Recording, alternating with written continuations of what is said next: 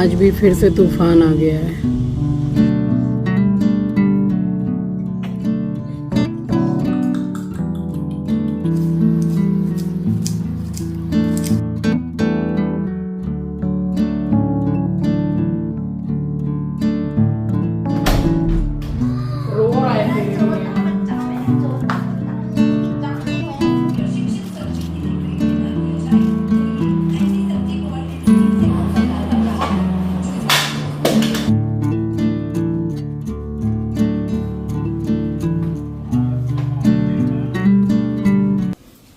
फिर से आंधी आ गई आज।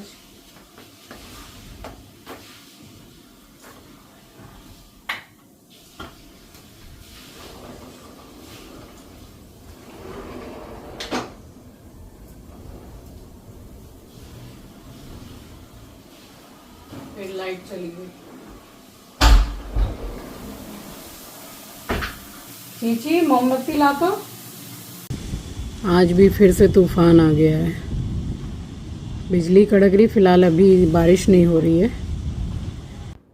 स्वागत करती हूँ आप सभी का आपके अपने चैनल द लाइफस्टाइल टेल्स में। आप अपना इतना कीमती वक्त निकाल कर मुझसे मिलने आते हैं, ब्लॉग देखने आते हैं, उसके लिए आप सभी का दिल से आभार प्रकट करती हूँ। और बस थोड़ा बैठी ही थी कि अपना ज़रा काम करूँ, सो यहाँ आ गई आंधी। बारिश अब बस आने ही वाली है। आपके यहाँ कैसा मौसम है? कोलकाता में तो मैं देख रही हूँ आजकल हर एक दो दिन के बाद में ऐसा आंधी तूफान शाम होते ही चालू हो जाता है, बट मौसम अच्छा हो जाता है, हवा बहुत अच्छी चल रही है। लाइट आ रही है जा रही है, तो इसमें मतलब 3 कलर हैं लाइट में। एक तो वाइट जलती है और एक हल्की सी ऑफ वाइट और एक बिल्कुल येलो। तो लाइट आ रही है जा रही है, आ रही है जा रही है, इसीलिए ऐसी लाइट जल रही है। अभी लाइट नहीं है, ये सोसाइटी में जो जनरेटर चलता है वही चल रहा है। खाना पीना हो गया है हमारा, सारा काम भी हो गया, किचन वगैरह सब कुछ क्लीन हो गया। बस बैठी थी, टाइम हो रहा है 10:30 का, आपको टाइम दिखाती हूँ। 10:30 बज के निकल गए हैं। बैठी थी कि थोड़ा सा काम करके सोने चली जाऊंगी, तब तक आंधी तूफान आ गया। मन कर रहा है अब थोड़ा सोने का, जा रही हूँ, आराम करूंगी, सुबह करूंगी सारा काम।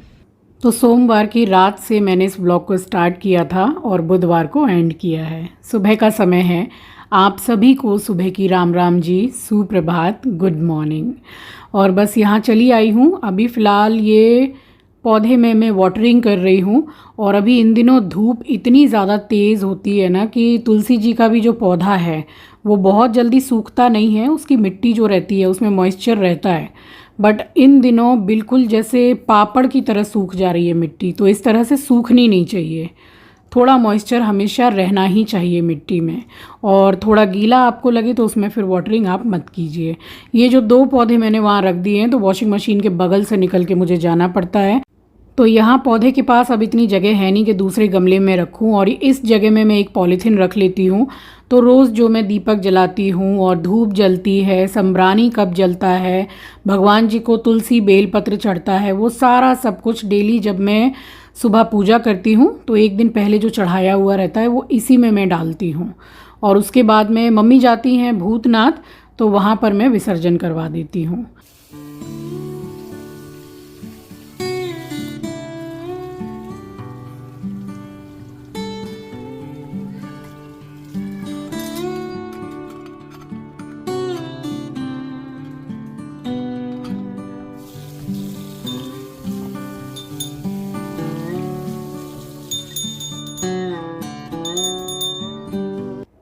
अब पौधों में जब मैं वाटरिंग कर देती हूँ तो उसके लिए मैंने ये लाल कपड़ा ही रखा हुआ है। ये भी पूजा का ही कपड़ा है, बट इसको मैंने पौधे के पास पोंछने के लिए रखा हुआ है, क्योंकि तुलसी जी हैं।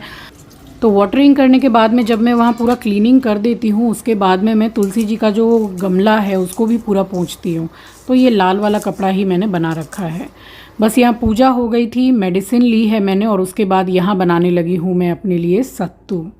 तो प्याज थोड़ी बड़ी सी थी, ये हाफ़ प्याज को मैंने एकदम बारीक कट कर लिया है, एक हरी मिर्ची, थोड़ा सा हरा धनिया। वैसे ये जो सत्तू की रेसिपी है ये कई बार मैं अपने व्लॉग में शेयर कर चुकी हूँ। तो 80 to 85 ग्राम मैं यहाँ पर सत्तू लेती हूँ। ये सतेंद्र सत्तू है। और काला नमक, भुना हुआ जीरा, आधा नींबू का रस, एक जलजीरा का पैकेट। तो इतना सब कुछ डालती हूँ, बड़ा ही टेस्टी लगता है। बस यहाँ मेरा नाश्ता बनके हो गया था तैयार। आराम से बैठ के मैंने नाश्ता किया है। रात को जो मैंने इसमें पाउडर डाला था, तो अभी कुछ 12 साढ़े 12 दोपहर के बज रहे हैं और अब मैं इसमें कपड़े धोने के लिए लगाऊंगी। उससे पहले इसको स्टार्ट कर रही हूँ। 3 से 4 मिनट ये टब चलेगा सिर्फ ऐसे ही, उसके बाद ड्रेन कर दूंगी पानी और फिर कपड़े लगाऊंगी। तो ये क्या है कि वॉशिंग मशीन पूरी क्लीन हो जाएगी और पाइप में जो भी कुछ अटका रहता है वो भी क्लियर हो जाएगा।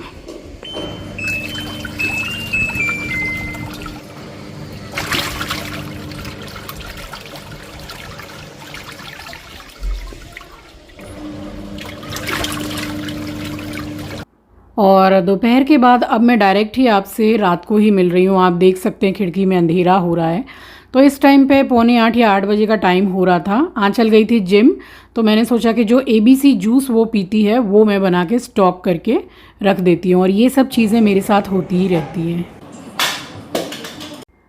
अब जैसे ये छूट गया हाथ से, अब कई बार क्या ज़्यादातर मैं बता रही हूँ कि किचन में मेरे साथ होता क्या है कि मेरा हाथ वगैरह बहुत जलता है।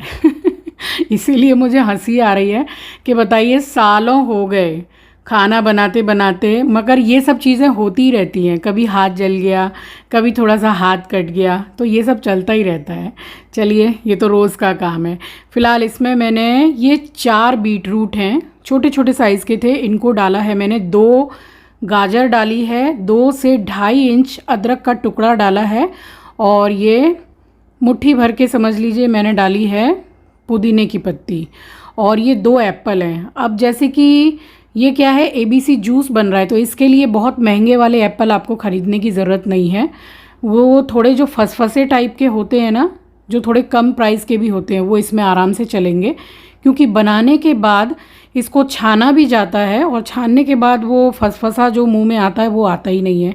और जो विटामिन वगैरह चाहिए शरीर को वो भी मिल जाता है, तो उसमें काम चल जाता है।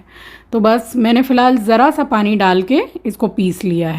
बस जैसे जैसे मुझे लगा कि बस पानी और डालना है, वैसे डाल के मैं पीसती गई हूँ। और वैसे सामान भी बहुत ज़्यादा है, 6 बॉटल का पैक है, तो ये बहुत ही मुझे सही लगा है।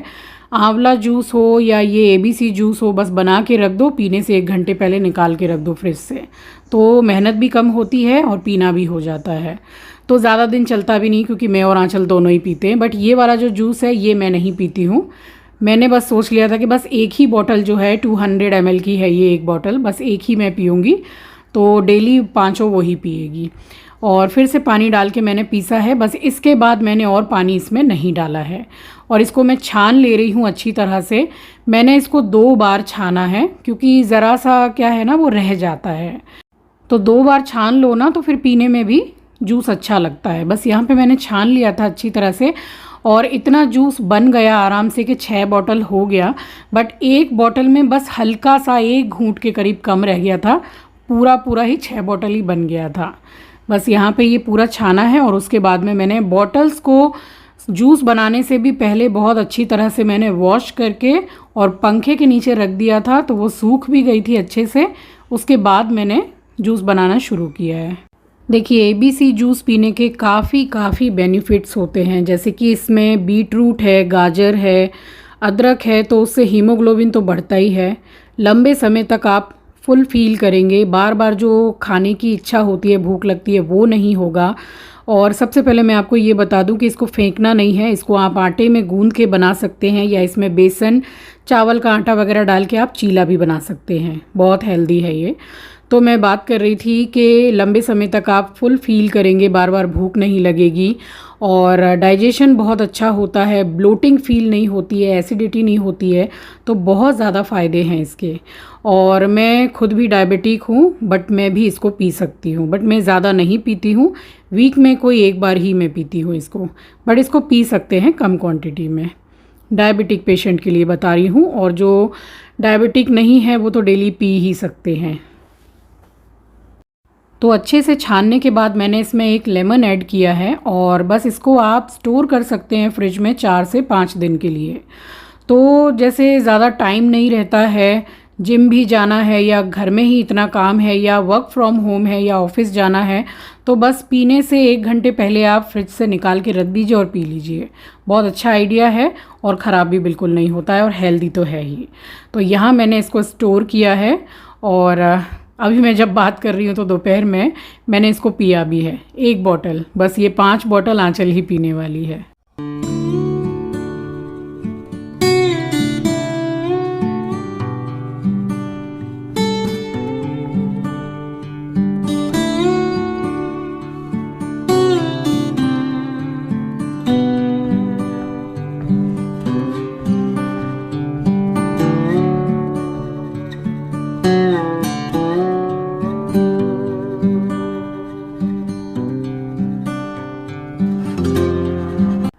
तो जूस को स्टोर करने के बाद मैंने फ्रिज को सामने से थोड़ा पोंछा भी है, जो रोज़ ही मैं करती हूँ। तो इससे फ्रिज में गंदगी कम जमा होती है और एकदम साफ़ सुथरी रहती है। सुबह शाम थोड़ा सा पोंछ देती हूँ।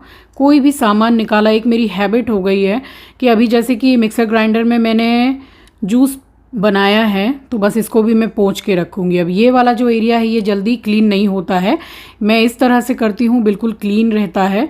और मिक्सर ग्राइंडर का काम होने के बाद में उसको इस तरह से क्लीन करके रखना, और जो जार होता है उसको साफ़ करके जो जार का नीचे का ब्लेड होता है वहाँ से पूरा सुखा के रखना, तो मिक्सर ग्राइंडर जल्दी ख़राब नहीं होता है।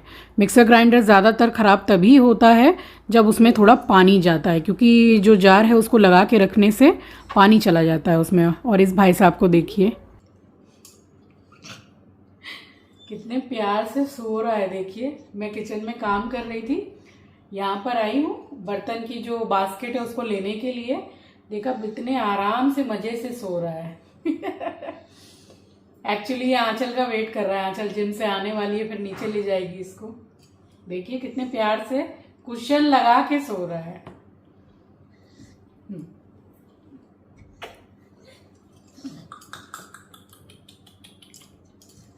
चीची कहाँ है? चीची चीची है चिंकी। ये मेरा सबसे छोटा वाला बेटा मेरे घर की रौनक है। इतना प्यारा है ना, मतलब इसको दूर से भी मैं देखती हूँ तो मुझे इतना प्यार आता है इस पर। फिर मैं बैठ के इसको थोड़ी देर प्यार करती हूँ, उसके बाद मैं अपना काम करती हूँ। यही रीज़न है कि इसको पता है कि मम्मी मुझे बहुत प्यार करती है। वैसे ऐसा कोई भी नहीं है जो घर में इसको प्यार नहीं करता है। प्यार का नाम अगर मैं लूँ तो मेरी मम्मी भी बहुत प्यार करती है इसको, मेरे पापा बहुत प्यार करते हैं, इनफैक्ट मेरे भैया बहुत प्यार करते हैं। रत्ना दीदी जो इतना डरा करती थी, जूही भी डॉगी से इतना डरा करती थी, उन लोगों का भी डर ख़त्म हो गया एस्ट्रो को लेके। तो सभी बहुत प्यार करते हैं। और दीदी तो वीडियो कॉल करती है एस्ट्रो को देखने के लिए। देखिए यहाँ बैठ के लिटरली ये रो रहा था कि लिफ्ट की आवाज़ आई है तो आंचल आइए भाई जल्दी से गेट खोलो। तेरे लिए रो रहा था।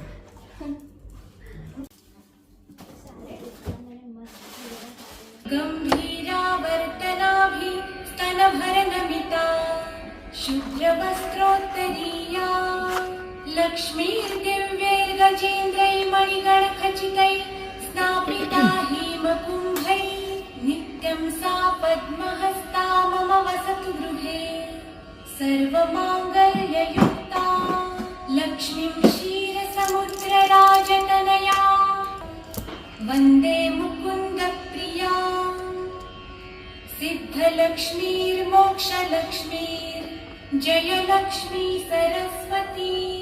अब आपसे तीसरे दिन की सुबह मिल रही हूँ, बुधवार की सुबह। तो आज मिल रही हूँ आपसे। और मंदिर को भी मैंने साफ़ सफाई करके रेडी कर दिया, बस मुझे आरती करनी है। उससे पहले मैंने धूप जलाई है, मंदिर में रखी धूप, और तुलसी जी में धूप लगाती हूँ वो रखी है, और मेन द्वार पर जो मैं धूप लगाती हूँ तो वो भी मैंने रखी है। और उसके बाद में फिर मैंने की है आरती। भगवति हरिवल्लभे मनोज्ञे त्रिभुवन भूतिकरी प्रसीद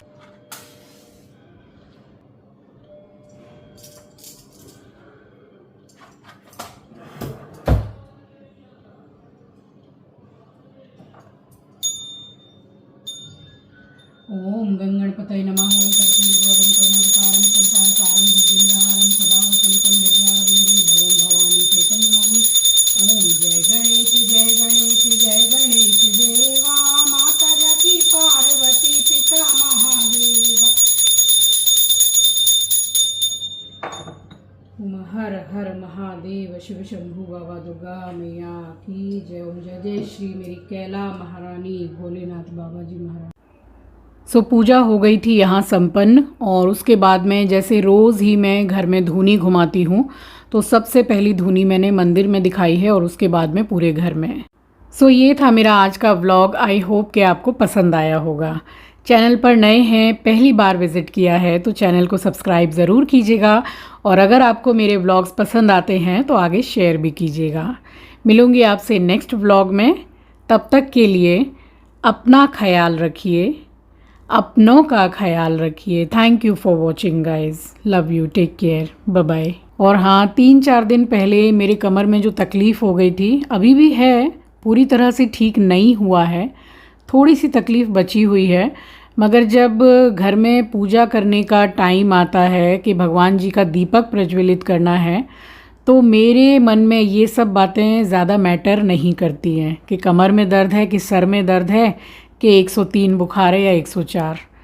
भगवान की ऐसी कृपा रहती है, ऐसा आशीर्वाद रहता है कि उठती हूँ, नहाती हूँ और भगवान के समक्ष जाकर खड़ी हो जाती हूँ।